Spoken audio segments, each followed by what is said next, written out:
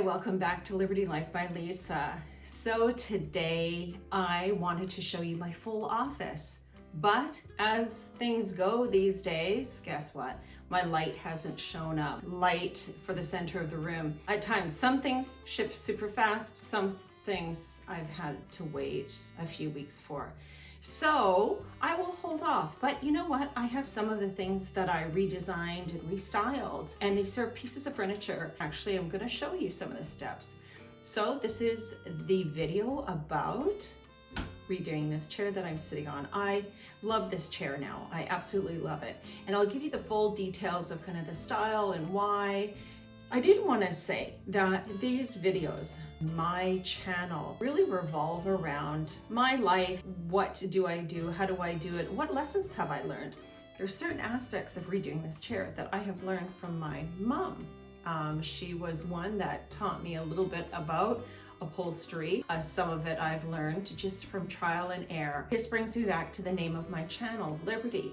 I want to inspire you to just try. I mean, I am not a pro at anything, but I always have the liberty in my life. I don't know where I got this confidence to just, I act like I know what I'm doing, and then somehow it does work out, and sometimes it doesn't work out. But guess what? That's where the learning is. I am someone who always jumps at the chance to try to upholster something, but I do want you to have liberty in your heart to just try it. Okay, let's get inspired. So how I usually attack projects like this is I want to be inspired by something.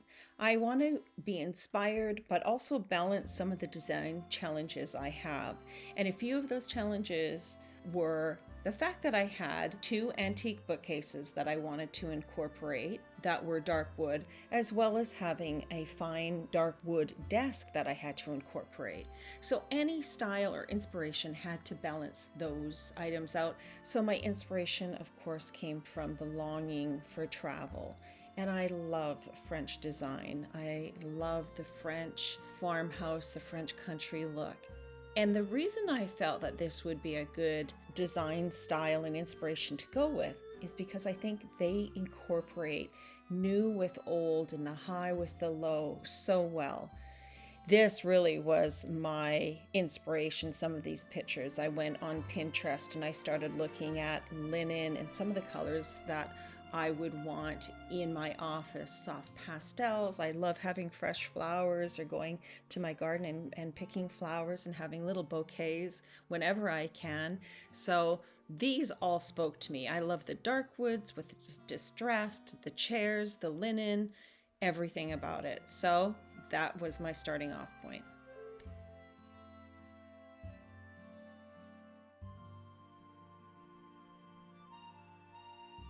So the first thing I did as we were looking at the initial starting off point of what the chair used to look like is start removing all the upholstery tacks.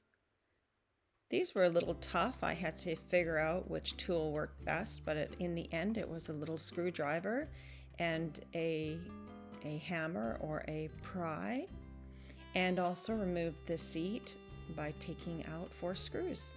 It was pretty simple.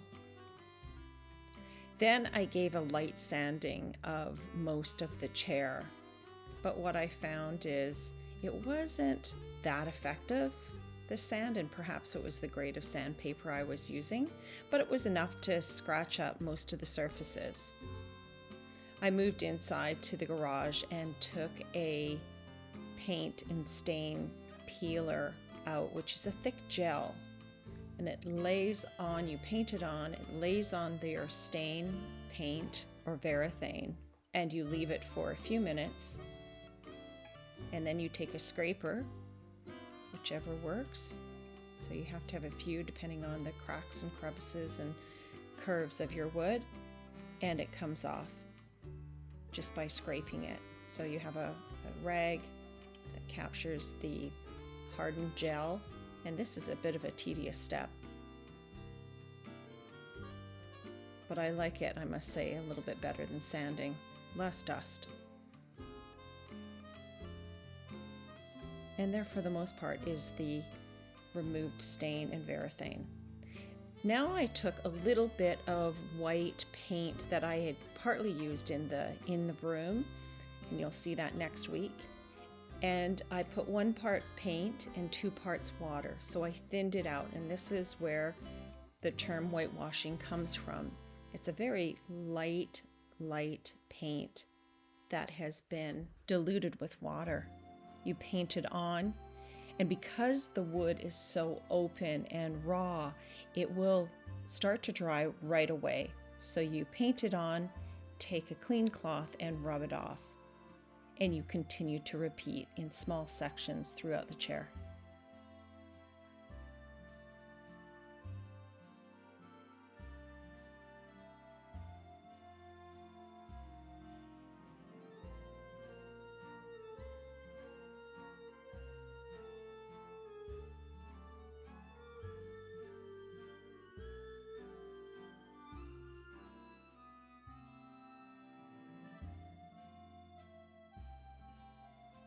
Okay, let's get started on the upholstery. So I started by just making sure I had 2 large enough pieces of upholstery grade linen that I actually had in my spare fabric. I took off with an easy slice of a scissor all of the upholstered buttons because I didn't want to feel anything, any kind of indentation, and therefore I used an old piece of a quilt for additional batting. Otherwise, you can get this at the fabric store. And a lot of planning goes into the upholstery. You just really want to make sure that, one, you have enough fabric, and you can always kind of do 1 staple and then really double check and double check. You always want to put 1 staple in the north center and another staple in the south center if you're looking at the seat as, you know, a compass or a map. And then east and west, same, center and center. And really take a look to see what you like. You never want to pull too tight on the fabric because you want it to have some give and you don't want it super tight. There's many ways to do a corner, and this kind of goes back to my gift wrapping tutorial. If you know how to wrap a present, you can do a good job on upholstery because it really is just folding, tucking, cutting excess off, and make sure that you're just happy with the look of it. But if you look at Google, there's many ways that you could do a corner, and I chose to do them like this. There's something so satisfactory about upholstery, which is, I guess, the reason that I love to do it.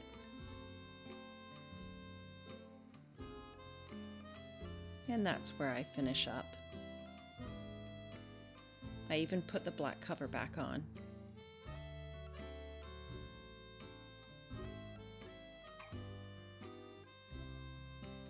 This I changed slightly. I put this with part of that old quilt again, and I thought I would do a bigger rounded rolled top. And I just tucked this. This is just like slightly tucking it and adhering it to the chair so that I could put the upholstery, the linen fabric, on over that, and it would have a larger roll at the top.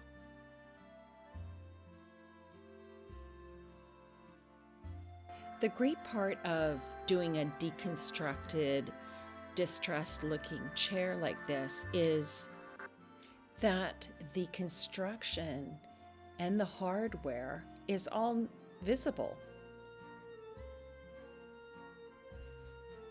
So my staple head's fine to show. I guess you could put some upholstery tacks, but it's almost too much finishing. You still do a good job as far as your folds and your staple placement, but anything goes really with a chair like this. And here's the final chair, the deconstructed, distressed, a nod to French design linen chair. It really does set the tone for my office, and it's my guest chair. I hope you've enjoyed this. I certainly have, and I look forward to showing you my full office next week.